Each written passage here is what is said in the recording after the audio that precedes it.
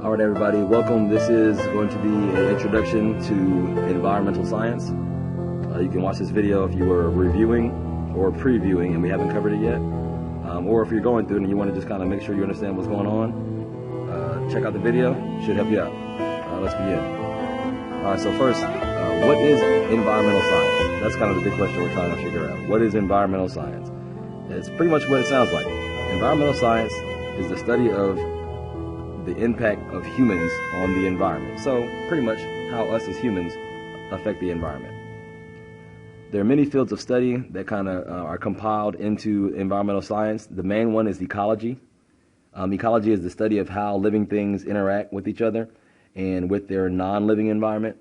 So long story short, ecology is the study of how living organisms interact with their environments. Some other major fields in environmental science are zoology, which is the study of animals, botany, the study of plants, geology, the study of earth, and different things like that. All right, so our environment through time has changed, has evolved, of course you guys know. So this is the city in New York, Manhattan, on the left, a long time ago. You can see even here, humans still have an impact. There's a road right here that wasn't naturally there. There's a house here that's not naturally formed.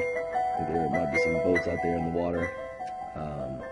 And then here on the right, you see how it's much more advanced, where we have, skyscrapers everywhere, lights, electricity being used, water here in the middle, just all types of things that you see nowadays that are normal. All right, so a long time ago, kind of like in the picture to the left right here,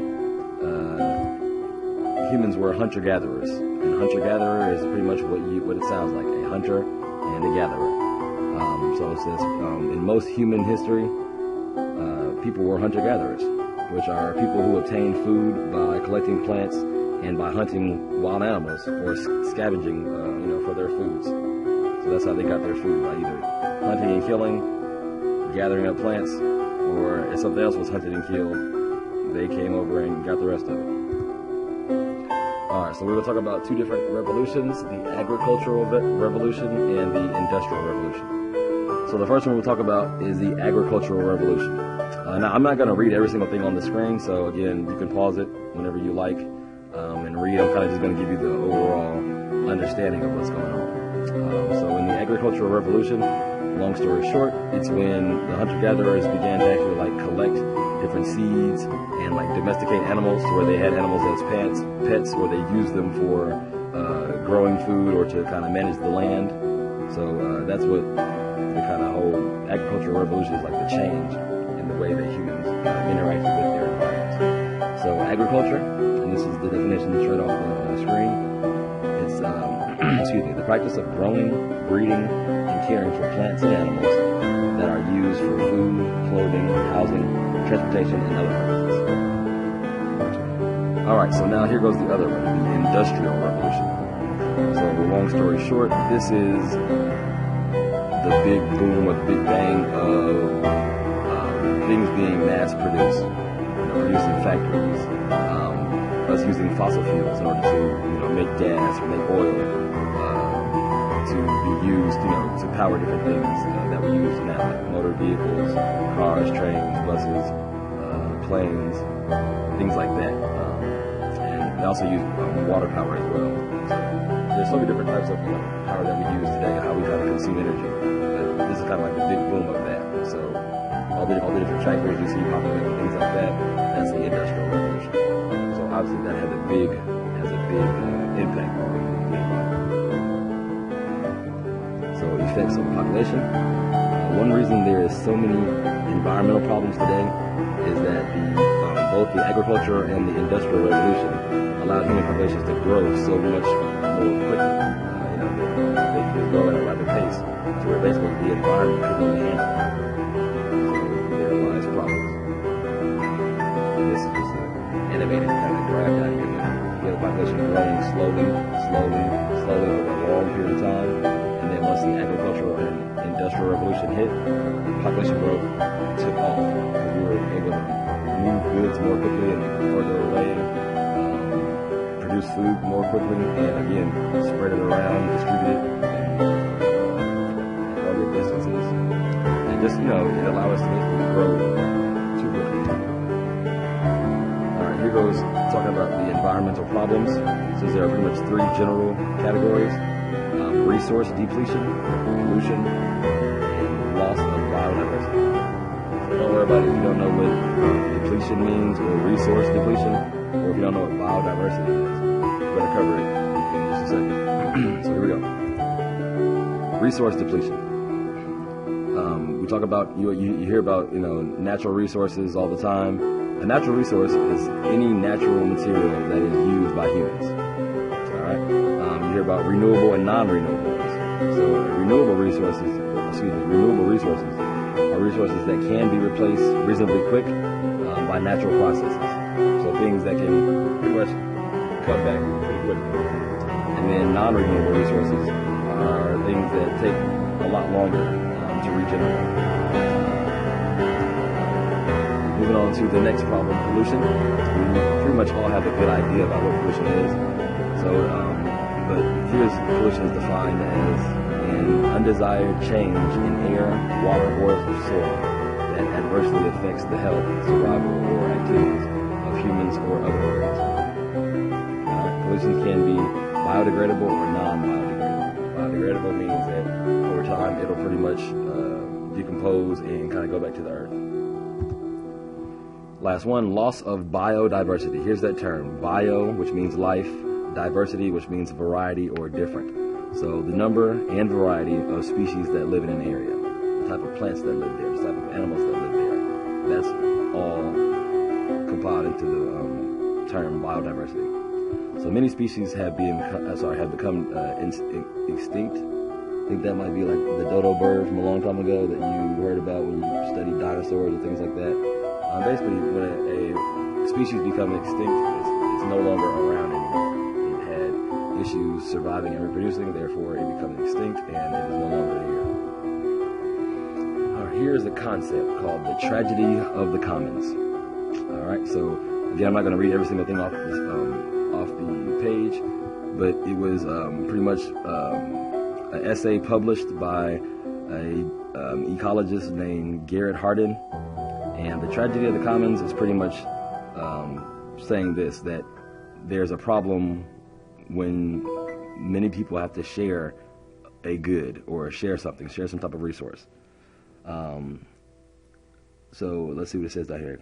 Commons were areas of land that belonged to a whole village. So the whole village shared that land that was common to everybody. Okay, that's the common part. These were often overgrazed until what makes a holiday vacation merrier? A free fa-la-la-la flight from Orbitz. Book your flight on any Jolly Friday this December, and you could win that flight for free. We're calling it Free Flight Friday, and we're doing it for you because you made the nice list. Book now at Orbitz.com/Free Flight Friday or click the banner to book. No purchase necessary. Sweepstakes end 12/30/2016. Limit one entry per period. See full rules at Orbitz.com/Free Flight Friday. Actually, is owned by who? No one in particular. So the whole village owns the land, so no one is really held accountable for it. No one really is assigned to take care of it. It's no one's individual responsibility. Therefore, it gets overused. And then here comes the tragedy, is that now it's overused and no one can use this land anymore. That's the tragedy of the common land that everybody uses. So the tragedy of the commons, some type of issue, problem happens because everybody is sharing the same thing and it gets overused. Supply and demand. Supply and demand is another concept. It says the law of supply and demand states that the greater the demand for a limited supply of something, the more that thing is worth. Look at the picture. Put this up here because in our society, people do crazy things with their shoes. I remember like the retro Jordan release, and people do things like sleep outside, camp out, and wait super long lines, and even get into fights to buy a shoe. The shoe is in high demand because the supply is so limited. So that the supply and demand, if something is limited, the supply of it is limited, which means it's not going to be around for a while, then the demand is going to be a lot more for that. So it makes it a hotter commodity, or it makes it something that want to hurry up and get it, because if you don't hurry up and get it, then it's going to be gone. You don't know when it's going to come back. So that's the supply and demand. You can charge crazy amount for it because everybody wants it, but there's not a lot of it available. All right, a couple more concepts. Talking about countries, developed countries versus developing countries. So if you see, the word develop, that means to grow, to morph, to change, in progression. AKA something going from a smaller, more simpler thing to getting to more complex or mature, developed. Alright, so developed countries have higher average incomes, which means the average income of people that live there is higher. Slower population growth, which means the population will change, doesn't grow a lot, it doesn't increase a lot. Diverse industrial economies, that means that the different types of businesses that are there, there are many types, and they're industrial. Like the industrial revolution, usually mass produced. So that's, this is a stronger social support system. And now the opposite for the developing country, a country that is not mature yet, a country that is still growing, that is not in its full mature stage, it will have things like that, lower average income. It will be a more simple agriculture-based economy. And you probably would have rapid population growth, but the country is still developing. It's not developing.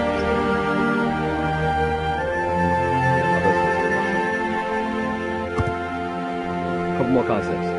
Population and consumption. The two terms, population and consumption. You should know what population is. Population pretty much is the amount of something in a certain area. All right. Says most environmental problems can be traced back to two root causes, population growth and consumption. So with population growth, long story short, is that the population grows too quickly for the environment to support it. So the environment can support a certain amount of things at a certain amount of time. But if the population grows too much and too many things are now relying on that environment, it's not going to be supported because there's not enough resources there to support that huge amount of people or things. And then consumption, the amount of things that you use up, long story short, that you use or waste or whatever, consumption. It could be consumption of energy, consumption of food, consumption of whatever types of resources that are there, okay? Things that you are consuming and using up. All right, ecological footprint. Ecological footprint. You know what a footprint is when you walk in and you step in dirt or you step in sand or you step in water and you look down and you can see the print of your shoe. Okay, that's a footprint. Ecological, something that has to do with the ecosystems and ecology. All right, so an ecological footprint shows the productive area of Earth needed to support one person in a particular country. It includes the land used for crops, grazing, forest products, and housing. It also includes the ocean areas used for harvesting seafood and forests needed to absorb air pollution.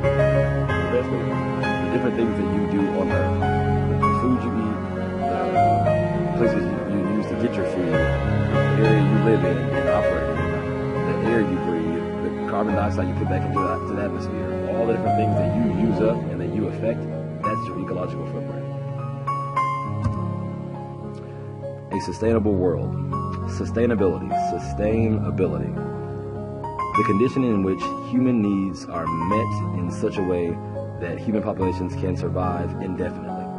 So hashtag needs met, we live forever. That's a long story.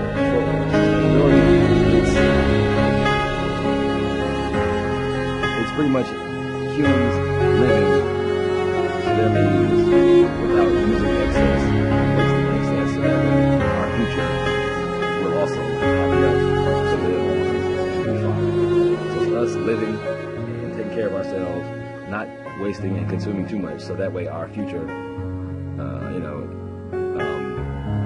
future society or future species will be able to do the same thing. That's the same.